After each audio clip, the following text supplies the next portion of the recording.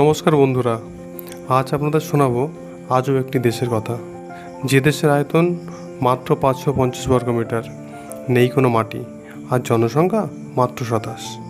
নিশ্চয় জানতে ইচ্ছা করছে দেশটির নাম প্রিন্সিপ্যালেট অফ সিল্যান্ড। বিস্তারিত আলোচনার পূর্বে আমরা দেশটির ইতিহাস সম্পর্কে একটু জানি। এটি আসলে দ্বিতীয় বিশ্বযুদ্ধের সময়ে ব্রিটিশ সেনাবাহিনী দ্বারা নির্মিত একটি সামুদ্রিক বন্দর, যেটি 1967 সালে 2রা সেপ্টেম্বর ব্রিটিশ নাগরিক মেজর প্যাডি বার্ডস এবং তার পরিবার এই জায়গাটির স্বত্বাধিকারী হন।